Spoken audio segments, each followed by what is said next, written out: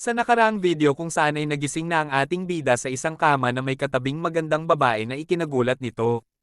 Ang kinalabit niya ang balikat nito para gisingin upang magtanong. Pero di sila magkaintindihan kaya napakamot na lang ang ating bida sa kanyang ulo. At may biglang lumabas na system message sa harapan niya na siyang ikinagulat niya. At sa gulat niya ay napasigaw siya ng ano ito. At sinuntok ito. At sa pagpapatuloy ng ating kwento ay nahulog ang ating bida sa kama nang subukan nitong suntukin ang system message. At dahil di nakapili ang ating bida ng sagot ay kusa ng kinonfirma ng system na yes ang sagot ng ating bida. At ipinakita sa system na nagsisimula na nitong ma-explore ang mundo ng Miriam at ang iyong character name ay Jin Taekyang na siya rin ang pangalan ng ating bida sa tunay na mundo. At welcome sa mundo ng Miriam at mayroon kang matatanggap na reward sa pauna mong pag-login. At sa pangalawang message ay nakalagay dito na bibigyan daw ang ating bida ng abilidad na makapag-translate ng mga iba't ibang lingwahe sa mundong ito. Na tinatanong din ng ating bida kung gusto ba i-download ng ating bida ang translation package. At napatanong ang ating bida sa sarili nito. Character, Miriam. Login. At napasabi ng ha. Ano? At dahil natapos na ang required time sa pagsagot ay kusa ng download ng system ang translation package. At napasigaw ang ating bida ng teka lang. Habang nakataas isang kamay na pilit ipinahihinto ang system ngunit ini-install na ng system ang translation package. At dahil sa pinaggagawa at pinagsasabi ng ating bida ay nagsalita ang magandang babae at nagtanong ng Master Jin okay ka lang ba? Na siya nang ikinagulat ng ating bida at nilinggan niya ang magandang babae. Napatanong sa sarili si Taekyang na anong tangin ang pangyayari ang nagaganap ngayon.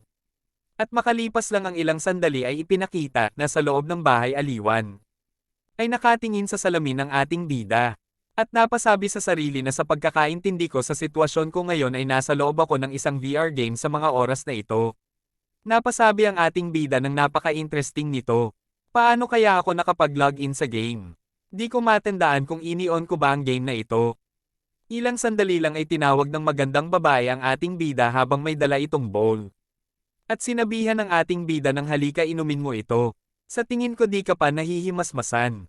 At ipinakilala na ang magandang babae at ang pangalan nito ay Woolhwa na kilala sa alias na Bright Moon. At habang umiinom ang ating bida ay napaisip ito na ang graphics ng game na ito ay sobrang makatutuhanan. Narinig ko sa iba na ang technology sa panahon ngayon ay grabe ang pag-improve. Pero di ko ini-expect na ganito kaganda. Kaya pala karamihan sa tao ay naglalaro ng mga VR game. Ito pala ang mga dahilan kaya pala maraming naa-addict sa mga bagay na katulad nito. Habang nakatingin kay Woolhwa na namumula ang pisngi. At umubos si Woolhwa at tinaas ang isang kilay habang nakatingin sa ating bida.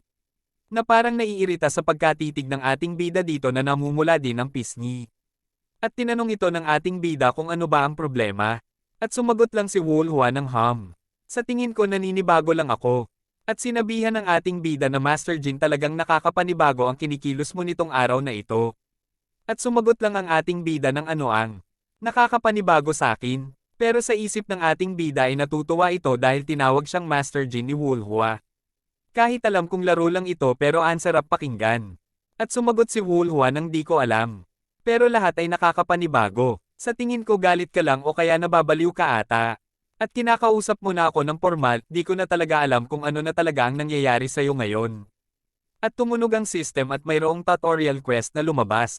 At napasabi na lang ang ating bida ng Tutorial, accept. Tutorial accept. At may lumabas ulit na message na nakalagay na sa wakas ay kinuha mo na ang una mong hakbang sa mundo ng Miriam na gather information at i-familiarize ang paligid. At ipinakita na ang rank ng quest ay tutorial at ang restriction nito ay para sa beginners lamang.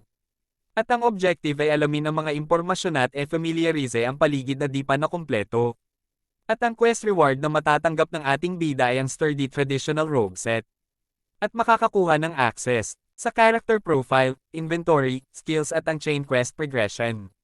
At pinapili ang ating bida kung i-accept ba o decline ba ito. Napasabi ang ating bida na gather information, i-familiarize ang sarili at ang paligid. At napasabi na lang si Woolhwa ng ito na naman nagiging weird na naman si Taekyang. Napaisip ang ating bida kung anong klaseng tutorial kaya ito. Di ako nakapaglaro ng maraming games pero sa tingin ko karamihan ng tutorial ay manghuhuli ng maraming rabbit o kaya mag-practice. Gamit ang user's interface. Pero sa sitwasyong ito, sa isabayan ko na lang ito. At ang uunahin ko ay ang gathering information. At nilapag ni Taekyang mga kamay sa mesa at nagtanong kay Wolhwa kung anong alam nito sa kanya. At napatawa na lang si Wolhwa at sumagot ng, "Yang tanong na yan ay talagang interesting. Sa tingin ko, masasabi ko na katulad ka nga sa mga sabi-sabi na nalaman ko." At tinanong ito ni Taekyang na anong sabi-sabi yon. At sumagot si Wolhwa ng alam kong narinig mo na ito. Master Jin, pero medyo di ako komportableng sabihin ito sa'yo ng direkta. At sumagot si Taekyang nang wala akong paki. Gusto ko lang marinig ang mga ito. At tumawa at nagsabi ng tinatanong ko lang dahil gusto kong malaman kung parehas lang ba ito sa narinig ko dati. At tumawa ulit na parang baliw at kahit ano pa ang sabi-sabi sa mga oras na iyon ay di ako masasaktan sa mga iyon. Dagdag pa ng ating bida. At sinagot ito ni Wolhwa at dahil dyan sa sinabi mo, na yan, ay sasabihin ko na at tumitig. Kay Taekyang. At pagkatapos kausapin ni Taekyang si Wolhwa at meron na siyang nakuhang mga impormasyon. At ang unang nalaman ng ating bida ay nasa capital siya ng probinsya ng Shanxi Province. Nakilala sa tawag na Taiyuan at ang bahay aliwa na kinalalagyan niya ngayon ay nasa inner city ng Taiyuan. Nakilala sa tawag na The Crimson Flower. At si Wolhwa ay isang high-ranking hostess na nagtatrabaho dito sa Crimson Flower. At ang impormasyon pa tungkol sa akin ay ako si Jin Taekyang, 20 taon. At bunsong anak ng Jin family na nasa Taiyuan. At ang Jin family ng Taiyuan ay isang prestihiyosong pamilya na nagpepresente sa probinsya ng Shanxi. Nakilala sa pagpapatalsik ng mga bandido. At pagbibigay ng supply at pagkain sa panahon ng kahirapan. At dahil doon, ito ang naging rason kaya ang Jin family ay nirerespeto at nagugustuhan ng mga tao ng Taiyuan. At may dalawang system message na lumabas, na nagsasabing nakakuha na ang ating bida ng impormasyon patungkol sa Jin family ng Taiyuan. At nakuha nito ang titulo na Son of the Noble at pwede na nitong i-check ang titulo nito sa character profile. At napasabi ng Wo ang ating bida. Ang character ko dito ay galing ako sa isang mayamang pamilya. At ako ay tang-anang mayaman. At biglang nagsabi si Wolhwa ng pero narinig ko na ang iyong pamilya ay merong hinaharap na internal issue. At nagtanong ang ating bida kung ano ang mga issue na ito. At ipinaliwanag ni Wolhwa na ang panlabas na issue ay ang Mount Heng Sword Sect. Ay hinahanapan ng butas ang Jin family para masimulang ma-takeover ang posisyong pagiging leader sa probinsya ng Shanxi at ang internal issue naman ay ang kasalukuyang third son ng Jin family ay troublemaker. At sinagot ito ng ating bida ng At dagdag pa nito of course meron talagang bastardong tulad niya sa kahit saan ka man magpunta. At sa isip ng ating bida na sabi nito sa sarili na meron talagang mga taong ganyan sa mayayaman na pamilya. At napaham. At napaisip saglit at nagsabi ng teka lang. Ilan ba ang anak na lalaki ng Jin family? At sinagot ito ni Wolhwa ng 3. At napasabi na lang ang ating bida ng tang na, di ba ako yon? At biglang nag-message ang system na nagsasabing nakuha na ng ating bida ang titulong The Shame of the Family. At pwede na nitong i-check ang mga titulo nito sa character profile. At may message ulit na lumabas na nagsasabing na kumpleto na ng ating bida ang objective na gather information. At napatawa na lang si Wolhwa sa ating bida at napatingin na lang ang ating bida kay Wolhwa. At napasabi ang ating bida nang wala akong paki kung Shame of the Family. Ang titulo ko dito laro lang naman ito. Ang kailangan ko lang naman ay kumpletuhin lamang ang mga quest. At dahil natapos ko na ang gather information.at ang natira na lang ay ang familiarize ng paligid. At napatingin na lang sa kanya si Wolhwa habang parang baliw si Taekyang sa paningin nito. At napasabi ng pasensya na Master Jin. Sa mga nasabi ko, pero parang nababaliw ka na ata. Bakit di ka kaya magpahinga na lang muna habang napahawak sa ulo nito? At na lang si Taekyang at nasabi sa isip nito na ngayon na naisip ko na ito. Anong tang nang ginagawa ko dito? Naglalaro ako ng game na ito? At sinabi ni Taekyang na kailangan kong mag-focus sa paghahanap ng trabaho. At tumayo ito at nagsabi na kahit sandali lang iyon ay nasiyahan din ako. At itinaas ang kamay nito sabay sigaw ng logout. Ngunit walang nangyari. At napasabi ng bakit di ito gumagana? Pahintulutan niyo akong makapag-logout, sumigaw ulit ito ng logout. Sa tingin ko mali ang pagka-pronounce ko at sumigaw ulit ng logout. Logout, logout. At napatingin lang sa kanya si Wolhwa at nasabi nito sa sarili nito na nakakapanghinayang na ako lang ang nakakakita sa pangyayaring ito. At sumigaw ulit si Taekyang ng log. Pero di natuloy nang naglabasan ng napakaraming system message na nagsasabi na imposibleng mag-logout. Naikinabigla ng ating bida at napaha ito. At nasabi na anong ibig sabihin nito. At meron ba akong nagawa na di ko dapat gawin? Di kaya nag-error ang system? Sa tingin ko naglalag lang ata. O di kaya may sira ata ang capsule dahil sa katandaan nito. Dapat di ko na lang ito kinuha kaya pala libre lang ito at dapat itinapon ko na ito pagkatapos sabihin ni Jinho na basura ito.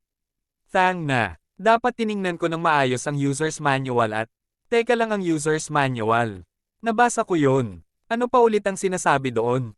At naalala ng ating bida. Nakalagay sa warning doon na di basta-basta makakalabas sa game. At kung mamamatay sa game ay mamamatay din sa tunay na buhay. At napaluhod na lang ang ating bida at nagsabi ng natrap ako sa loob ng mundo ng game. Ako, at may message na lumabas na nagsasabing na kumpleto na ng ating bida ang objective na e-familiarize ang paligid. At lumabas ang system message na nagsasabing na kumpleto na ng ating bida ang part 1 ng tutorial at ang quest reward ay makakakuha na ang ating bida ng access sa character profile, inventory, skills at available na ang part 2 ng chain quest. At napasabi na lang ang ating bida ng napakamalas ko. Abangan sa susunod na video kung saan ang ating bida ay nakasakay sa isang karwahe at sa loob ng karwahe ay ini-open ito ang skills ng system at ipinakita na ang physical state ng ating bida ay 10 at ganin din ang internal state nito. At merong 100 na available points ang ating bida at ginamit niya ito at inilagay ang 60 points sa physical state at ang natirang 40 points sa internal state. At pagkatapos ay nagsitunugan ng mga buto ng ating bida at lumaki ang katawan nito at mas lumakas din siya. At napahinto bigla ang carwaying sinasakyan ng ating bida dahil merong mga bandidong humaharang dito, kaya naman kung gusto mong subaybayan ang ating kwento ay huwag mong kalimutang e-open ang notification bell pagkatapos mong mag-subscribe.